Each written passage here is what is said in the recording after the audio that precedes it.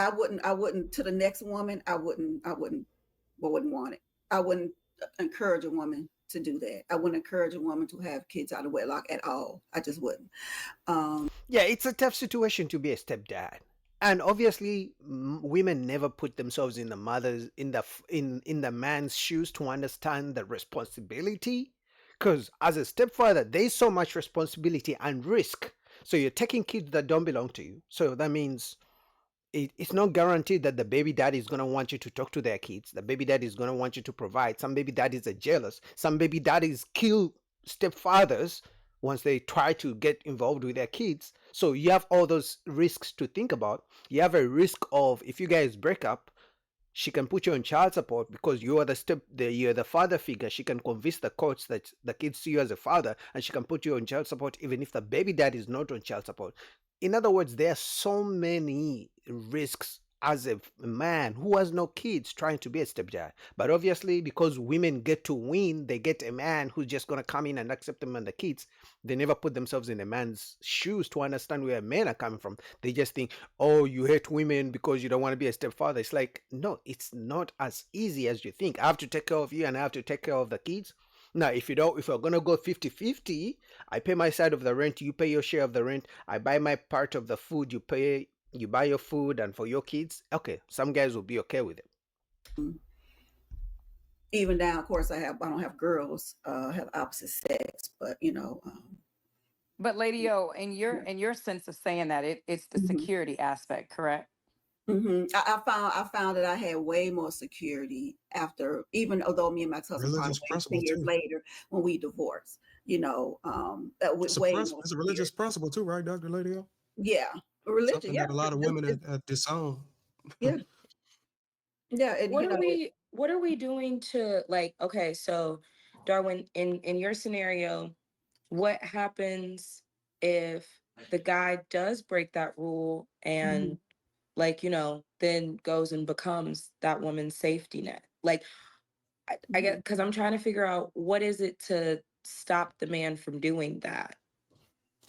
When a man goes and be a safety net, and I think Mhm. Anton Daniels used to, I don't know if I can say his name on the network, but he just called it step crash dummy.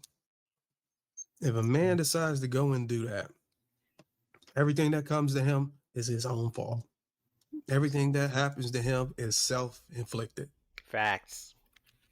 It's a So if choice. I had a son who went out and became a stepfather for a woman who got children, and those women and those kids became disloyal, and he couldn't, and he embraced that woman as his wife or whatever, and for some reason they broke up and he couldn't, because some of these guys get connections, emotional connections to kids that aren't theirs, Mhm. and these women have used these kids against them. That ain't even your kid. Don't touch my son. He got a father. That's Mhm. your fault as a man. Mhm. And everything that comes to you, that's what your ass get. Point blank, simple. Well, Hey, shout out to my stepdaddy. I know Love Bo my trying to get in stepdaddy. there too, y'all. Go ahead, Bo. I paid my stepdaddy mortgage. Boy, he got a real son, biological by my mother, and he don't do shit for his real daddy. I'm the stepdaughter, so I'm his blessing. I take care of my stepdaddy because he was there when I was 4 years old, when my biological father wasn't. And my biological father's still alive with his non-English speaking ass. But my stepdaddy from Dallas, Texas, and that black man raised the hell out of me, and I respect the hell out of him till he died. I promise you. So shout out to the stepdaddies. Stand up guys is what I call them. See, and those are the stories they like to tell to make sure they convince you guys to become stepfathers to their kids. She wouldn't say that if she wasn't a single mom. She wouldn't say that if she was married and she had a son. I can guarantee you right now, if she has a son, she wouldn't want her son to become a stepfather. She would want her son to start her own family. But because she has a son or she has kids, because she's a single mom, she's going to tell you guys about a nice story of having a stepdad so you guys can become a stepfather. All right, go ahead, So, Bo. um, so basically, what I've heard for the last 2 hours is no solutions. Nope. Like none. Actually, that was a solution. We're not. No, we're not listening to each other. at all. We're not doing anything. We are accomplishing fuck all. Nothing. And it's it's crazy how there are women that have the perspective. There are a lot of women that have my perspective. And we're told that I'm told that I'm crazy. I'm told that I'm stupid. I'm told all of that. Because you just called me stupid yourself, darling. I'm told all of these things as if my opinion is not an opinion of a lot of women. How many? I don't know. But there are a lot of women that hold my opinions about things. Yeah, a lot of And I'm an feminists. extremely fair person. Yeah, extremely feminist, boy. Don't lie. We know you. So I don't think that it's all on men. I don't think that there's zero accountability for women. But I don't date women. So I speak on men.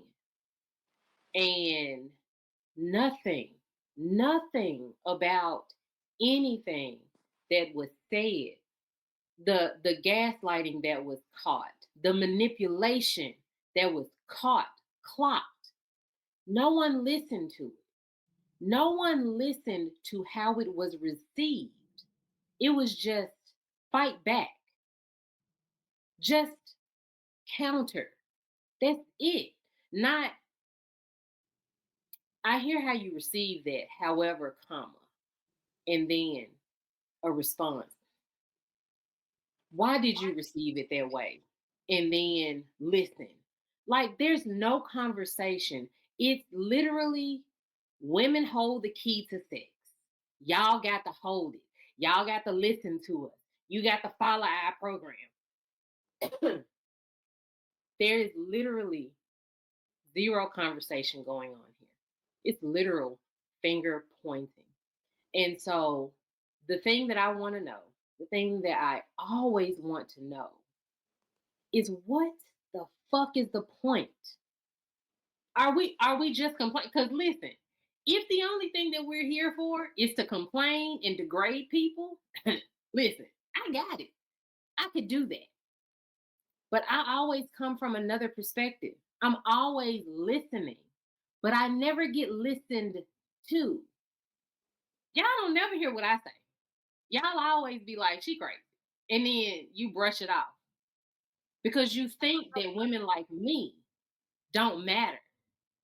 You think that women like me are washed up and old and we all of this. So what you do is That could be true, Bo. 45, divorced. I think she has no kids. Feminist. I don't know how many men are lining up for you, Bo. I'm just saying. I mean, she doesn't look like a bad looking lady, but I don't know how many high value men are lining up for her. I'm just saying. you devalue me as if I have zero intrinsic value. And so if that's what we're going to do, then I can play that game. I just need to know what kind of panel this is. What kind of conversations are we having? Are we really having conversations to listen to people? Because I got really excited about the topic, about the title of this topic today. And I was like, oh my God, maybe we can really have a real conversation. No, we can't. We can't because y'all not listening to nobody like me. And that's okay. I'm okay with it. Like I just so I think what I'm trying to say is I think I'm setting my expectations because I'm divorced, because I'm in my 40s, because everybody thinks I'm fat, because I have a dog instead of kids, because all of these things, right? Are Because they true though? That's the question. Are all the things you named true? And are all the things you named, reduce your chances of finding the man that you want?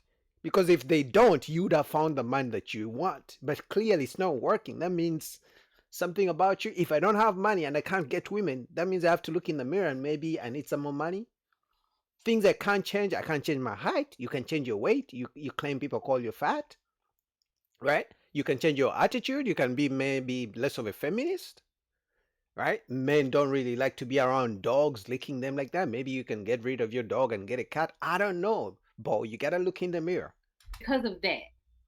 So I am the woman that doesn't matter because I'm not out here cyber slurping men.